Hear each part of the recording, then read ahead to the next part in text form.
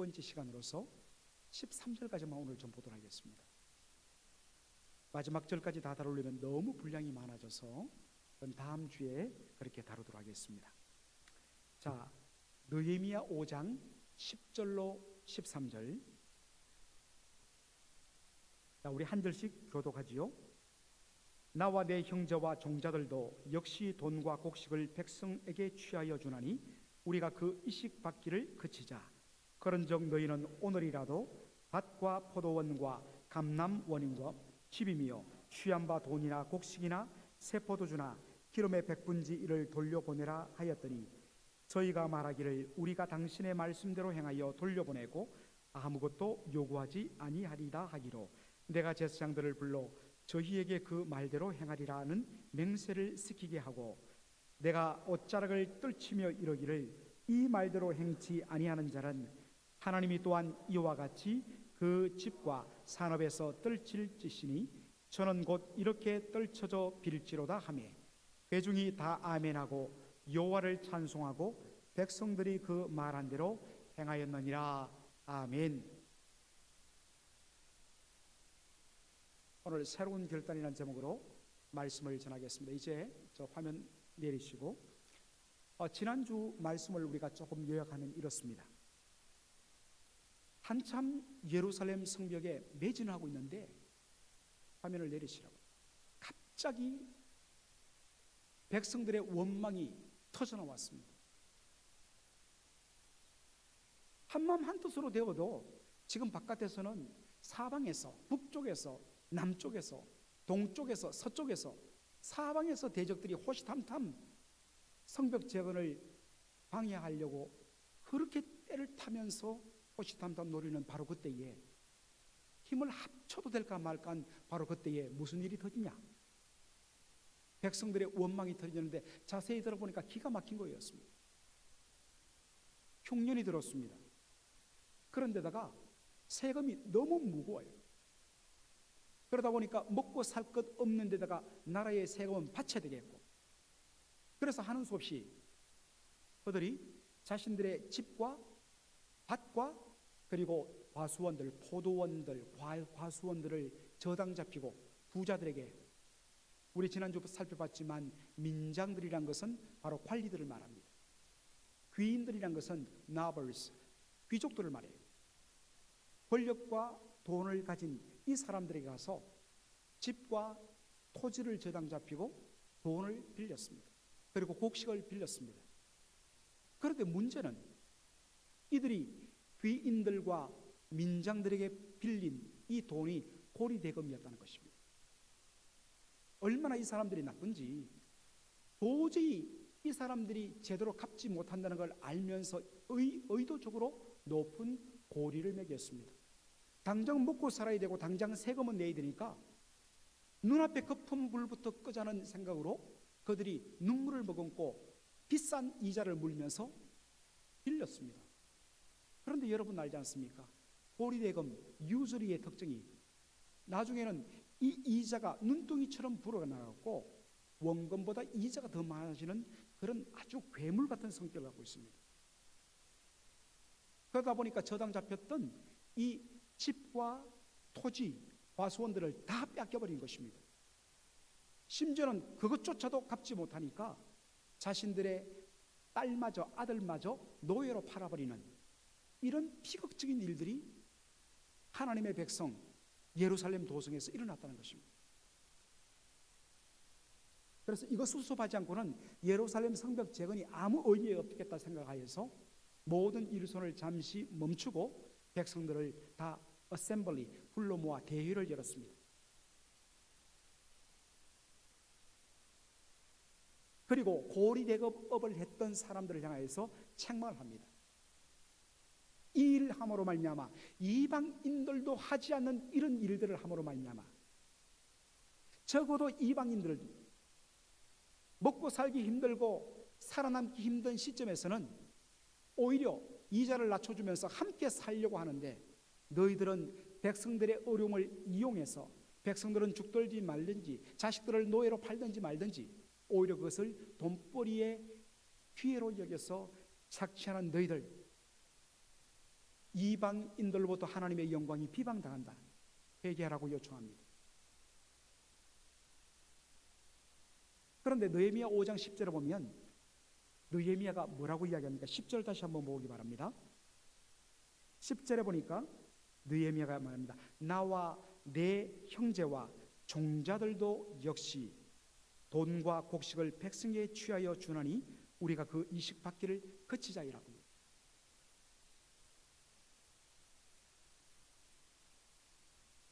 나와 내 형제와 내 종자들, 내 수하들, 내 부하들도 역시 돈과 곡식을 백성들에게 그렇게 취하여 주었다라고 이야기하고 있습니다. 일종의 느헤미야가 커밍아웃 고백한 것입니다. 나도 이런 부분에서 자유하지 못하다, 그렇게 이야기한 것입니다.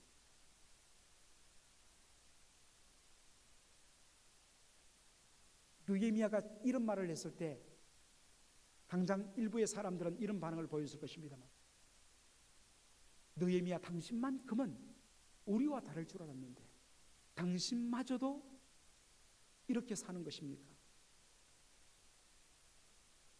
그러면서 한쪽에서 수군거림이 나타날 것입니다. 당신도 그렇게 살면서 누가 누구를 책망한다고 그래요? 그런데 여러분, 이 말씀을 우리가 잘 분별할 필요가 있습니다. 지난 시간에도 이야기했듯이 성경은요, 이자를 받는 것을 무조건 정죄하지 않습니다. 출애굽기 22장이라든지 신명기에 나오는 이자를 받지 말라는 그 문맥은 항상 가난한 자들에게 받지 말라는 것입니다. 정당한 상업의 거래에 있어서는 마땅히 이자를 받습니다. 돈을 빌려주고 비즈니스를 하게 하면 거기에 합당한 대가를 받습니다. 그것은 잘못이 아닙니다. 문제는 도무지 갚을 길이 없는 그 사람들의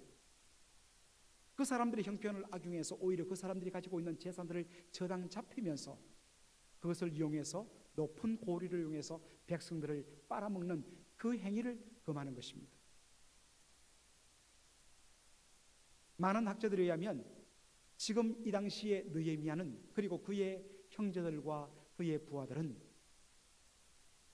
정당한 이자를 받고 백성들에게 돈을 빌려주었다는 것입니다. 그런데 문제는 무엇입니까? 비록 백성들의 어려운 때를 악용해서 백성들의 모든 재산을 탈취하기 위해서 고리댕업업 놀이를 하지는 않았다 할지라도, 이렇게 상황이 위중한 상황에서 이자를 받고 돈을 빌려주고 곡식을 빌려주는 것은 하나님 앞에 합당치 않다는 것입니다. 평상시에는 문제가 없습니다. 그러나 위기 상황일 때는 기준을 달리해야 된다는 것입니다.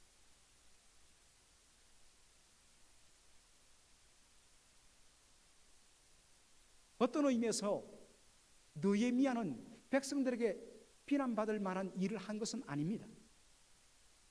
그럼에도 불구하고 어떤 의미에서는 백성들의 책임자로서 자기도 이 일에 자유롭지 못함을 백성들 앞에 솔직하게 고백합니다.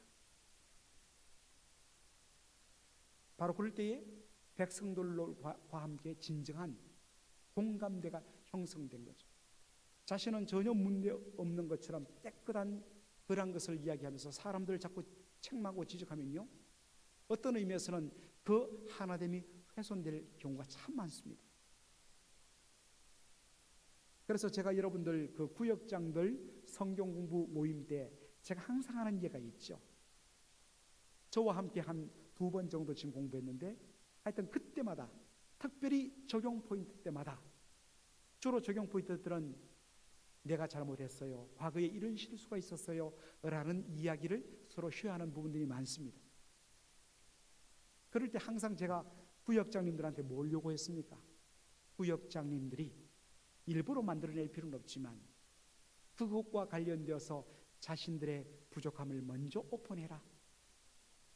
구역장이 먼저 오픈하면 차마 용기를 못 내었던 성도들이 말씀에 찔림받은 자신의 부족함이요 자신의 연약한 부분에 대해서 오픈할 것이고, 그것 때문에 말씀 앞에서 씨름할 것이고, 그것 때문에 함께 기도하면서 온전히 하나 되고 말씀의 은혜로 충만한 그런 구역이 된다. 제가 그렇게 요즘 인도하고 있습니다. 물론 저도 그렇지 못할 때가 있습니다만은, 그러나 많은 경우 저는 조금이라도 제가 어떤 잘못이 있으면 꼭 죄송합니다, 저의 불찰입니다, 용서해 주세요 라고 이야기합니다. 어떤 분들은 이야기해요. 목사님, 그럼 목사님 권위가 떨어집니다. 웬만하면 목사님 눈에 힘 딱 주고 그냥 넘어가셔야 됩니다. 그래야 질서가 잡히고 그래야 리더십 섭니다. 아니요, 그건 예수님의 원리가예요. 부족하면, 실수했으면, 연약하여 잘못했으면 그것들을 고백하고 용서를 구하고, 그리고 거기서부터 서로 격려하며 손을 붙잡고 한 마음이 되어서 일어나는 것, 이게 하나님 나라의 원리고 교회의 하나됨에 굉장히 중요한 일이기 때문에,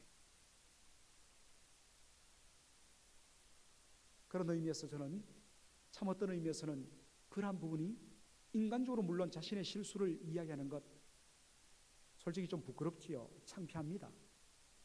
그러나 그것이 하나님 앞에 옳다는 것입니다. 특별히 지도자들의 실수, 지도자들의 연약한 허물에 대해서 자발적으로 고백할 때에 백성들의 공감대가 형성된다는 것입니다.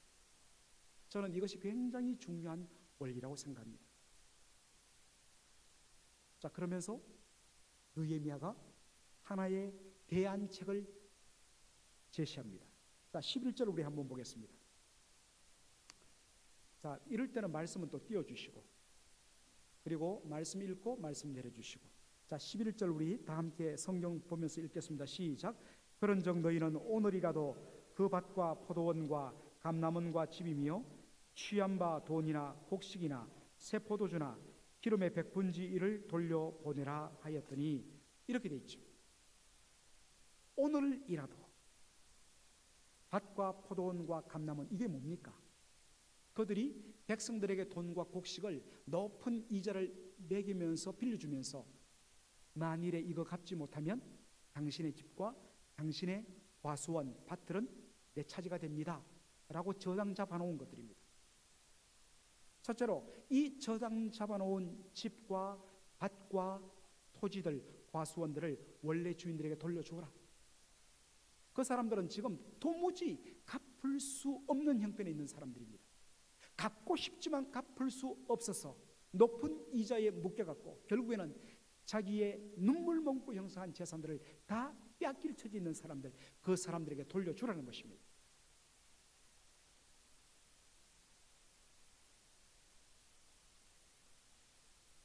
고리대금업은 하나님 앞에 죄란 것입니다. 그러므로 그렇게 취한 모든 집과 토지들을 원주인에게 돌려줘라. 둘째로 이자로 받은 돈이나 곡식이나 기름의 백분지 1을 돌려보내라 라고 이야기하고 있습니다.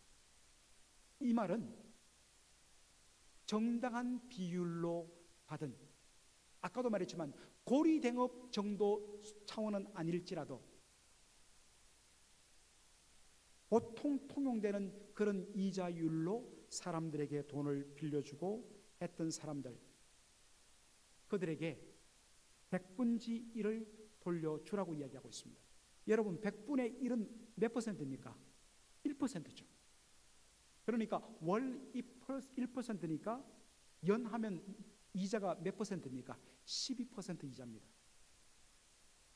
사실 참 저는 이 부끄러운 이야기인데, 저희 집에 뭐 세금 내고 뭐 공과금 내고 은행 이자 뭐 내고 이거는 다 제 아내가 합니다. 저는 굉장히 그런 수에 약해요. 그러다 보니까 현재 지금 몇 퍼센트인지도 잘 몰라요. 그런데 그 당시에 페르시아에서는, 이 전 세계를 지배하던 페르시아에서는 이자 평균 이자가 20%였다고 이야기합니다. 그러니까 그 당시 세상의 평균 이자보다 이스라엘 예루살렘의 이자는 훨씬 쌌습니다. 거의 반 정도였습니다. 그런데 지금은 어떤 때입니까? 평상시 같으면 그 정도는 충분히 갚을 수 있습니다. 그 정도 이자면 충분히 갚고 그 다음에 원금까지도 갚을 수 있어요. 그런데 지금은 어느 때입니까? 흉년이요. 세금이 너무 과중해서 도무지 갚을 수 없는 위기 상황입니다.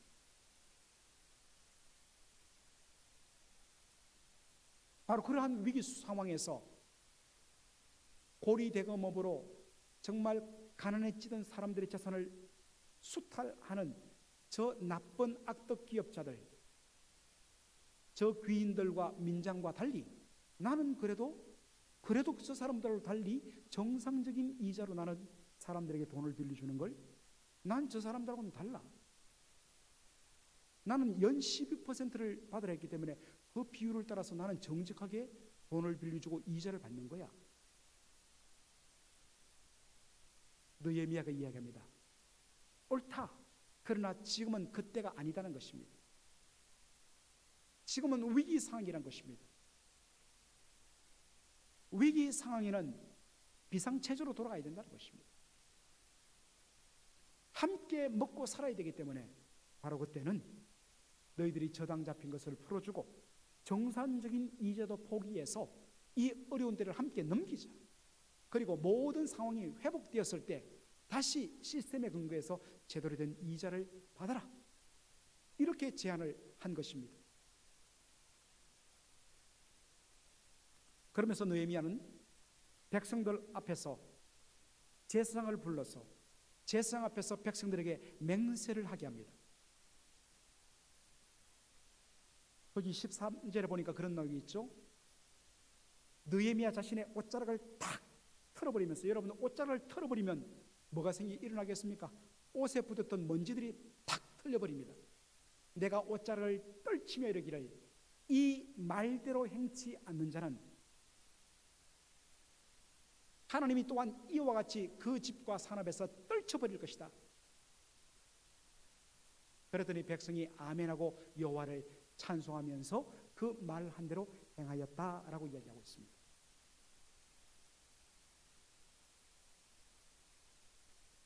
여러분, 이렇게 하는 이유는 뭘까요? 왜 자신의 옷자락을 딱 털어버리면서 먼지가 팍 나게 하면서 너희가 만일 이 말을 지키지 않으면 하나님께서 너희의 집과 너희의 산업들을 다 털어버리겠다. 맹세해라. 여러분, 이렇게 하는 이유가 뭘까요? 백성들을 공포에 사로잡혀서 너 이거 순종 안 하면 너 하나님 앞에 저주받아? 심지어 그렇게 함부로 말하는 사람이 있다고 이야기하는데 그거는 정말 몹쓸 짓입니다. 우리 하나님 그러한 잘못된 저주에 하나님 응하지 않습니다. 여러분 두려워하지 마세요.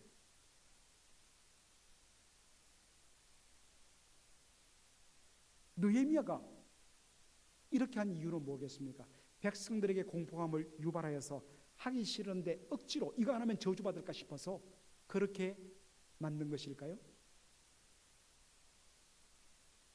그렇다면 백성들이 그 자리에서는 예 하고 나서는 돌아서서는 투덜투덜 원망불평했을 것입니다. 그런데 느헤미야가 자신의 옷을 털어버리면서 누구든지 이 말을 지키지 않으면 하나님께서 그의 집과 그의 모든 재산들을 털어버릴 것이다 라고 이야기했을 때 모든 백성들이 아멘 동의합니다. 그리고 찬송하면서 하나님의 말씀을 순종했다 했습니다. 그들이 진실로 아멘하면서 여호와 하나님을 찬양하면서 느헤미야가 말한 그대로 지켜서 저당 잡힌 집들과 토지들을 돌려주고 정당하게 받은 이자들도 이 위기 상황에서는 돌려줍니다 하면서 돌려주는 이런 일을 행한 것 결코 억지나 공포감이나 저주받을까 봐 한 것이 아니라는 것입니다.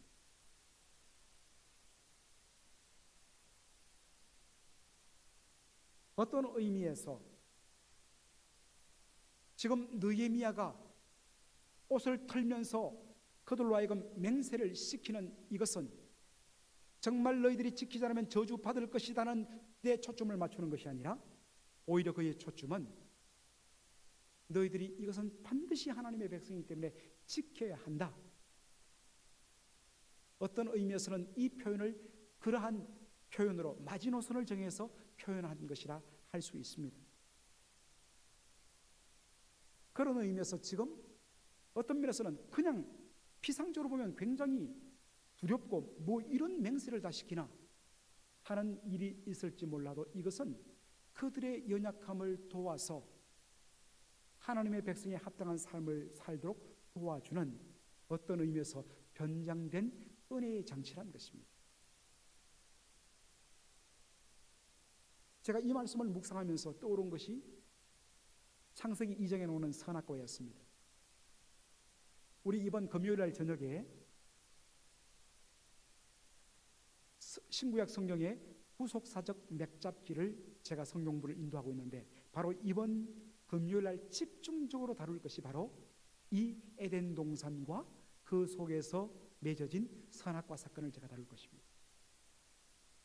아마 오시면 여러분들 눈이 열리는 그런 은혜를 누리게 될 것입니다. 사실 어떤 의미에서는 선악과는 굉장히 부담스러워요. 하나님께서 선악과를 동산 중앙에 심으시고 뭐라고 이야기하십니까? 이 가운데 있는 모든 과실들은 네가 마음대로 먹되 동산 중앙에 있는 선악을 알게 하는 나무의 과실만큼은 먹지 말라. 먹는 날에는 정녕 죽으리라. 여러분들 히브리 사람들은요 좀 독특한 것이 부정의 표현을 통해서 그 속에 강한 긍정을 드러내는 그러한 표현들을 많이 씁니다. 너희들이 선악과를 따먹는 날에는 정녕 죽으리라. 이 말은 역으로 뭡니까? 너희들이 선악과를 따먹지 않는 날에는 영원토록 살리라는 뜻입니다. 제가 지난번에도 한번 설명했지만 선악과는 무슨 역할입니까? 뭐 과일 하나 따먹었다고 하나님이 죽이니 살리니 한다 안 했습니다. 선악과의 역할은 바로 우리 인생이 하나님 앞에 누구인가를 고백시키는 은혜의 장치라고 그랬습니다. 동산 안에 있는 모든 과실은 다 먹을 수 있어요. 그러나 동산 중앙에 있는 이 선악을 알게 하는 나무는 먹지 말라. 이유는 다른 것이 아닙니다. 다 누릴 수 있는 특권을 가진 존귀한 존재임에도 불구하고 그러나 너는 근본적으로 하나님의 피조물이요 하나님의 영광을 위해서 존재한다는 그 분명한 선을 뻗고 하나님께 초점을 맞추어 살도록 하는 은혜의 장치로서 하나님 주신 것이 뭐냐? 선악을 알게 하는 나무의 과실은. 그런 의미에서 선악을 알게 하는 나무의 과실은 막 아담과 하와를 유혹을 일으키는 그러한 유혹의 장치가 아니라 오히려 그들로 하여금 내가 누구이며 내 위에 계신 하나님이 어떤 분이시며 나는 무엇을 위해서 지원받았고 존재하는가 거기에 초점을 맞추도록 오히려 도와주는 변장된 은혜의 장치라는 사실입니다.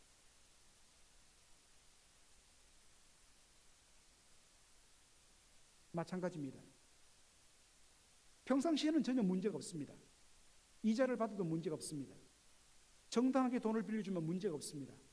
그러나 이런 위기 상황 속에서 너희들이 어떻게 사는 것이 하나님께 영광이 되며 믿지 않는 사람들이 보기에도 야 예수 믿는 사람들 여호와 하나님을 믿는 백성들은 역시 다르다. 우리의 원수지만 너희들 다르다. 그렇게 말할 수 있는가? 그것은 그들이 평상시에 당연히 누릴 수 있는 그 권리를 이 위기 상황 속에서 하나님의 영광을 위해서 과감히 잠시 내려놓는 그 일을 통해서 이루어질 수 있다는 것입니다. 그러한 삶을 강하게 살도록 도전하는 것이 무엇입니까? 옷을 털어버리면서 제상 앞에서 맹세를 시키는 것입니다.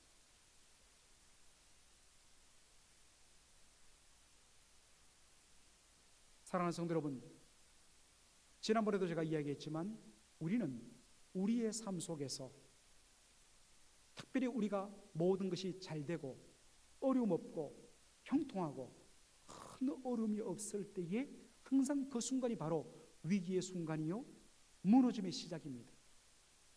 바로 그때 항상 우리가 세워야 될 것이 뭐냐? 선악과예요.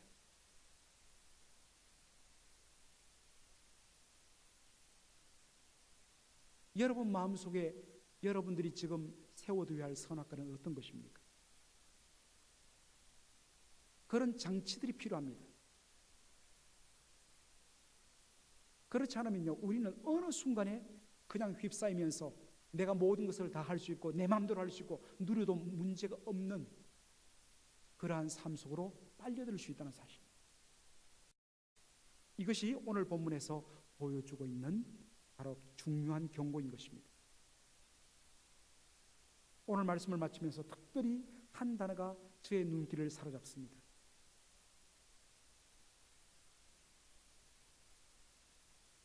여러분들 느헤미야 11장을 다시 한번 보시겠습니다. 그런즉 너희는 오늘이라도 돌려주라. 오늘이라도 돌려주라.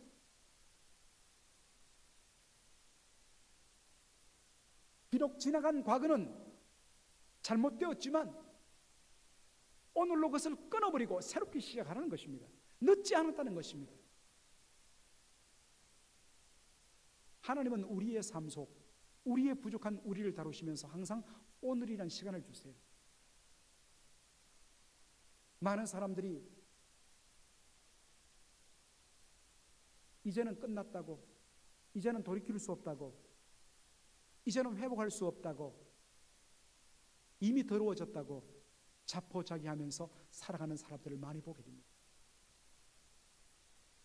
그렇지 않습니다. 오늘 본문 말씀이 우리에게 도전합니다. 오늘이라도 돌려보내라. 오늘이라도 돌아서라. 오늘이라도 다시 시작하라. 늦지 않았습니다. 단 하루를 살아도 하나님 앞에 제대로 살아야 될 것 아니겠습니까? 늦지 않았습니다. 고린도후서 6장 2절에 참 제가 늘 붙드는 말씀입니다. 보라, 지금은 은혜 받을 만한 때요. 보라, 지금은 구원의 날이로다. 지금은 은혜 받을 때라는 것입니다. 이 때를 놓치지 말라는 것입니다. 오늘이 중요합니다, 여러분. 지나간 과거에 대해서 여러분들 더 이상 붙들지 마세요. 하나님께서 오늘 나에게 호흡을 주신 것은 바로 오늘 이 한순간을 통해서 나에게 하나님의 영광을 위해서 살도록 귀해 주시다는 생각을 가지고 오늘이라도 늦지 않았다. 주 앞에 결단하자.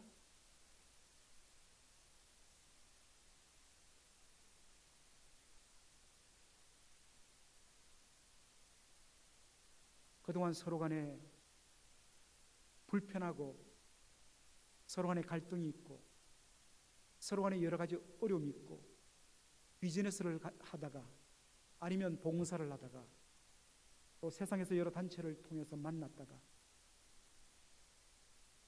관계가 얽히고 설켜서 그것 때문에 불편하는 그런 분들을 종종 봅니다. 아, 이제는 힘들어. 이미 너무너무 많이 지났어. 이미 선을 넘었어. 아니요. 주님 말씀하십니다. 오늘이라도. 늦지 않았다는 것입니다. 오늘이라도 돌려보내는 것입니다.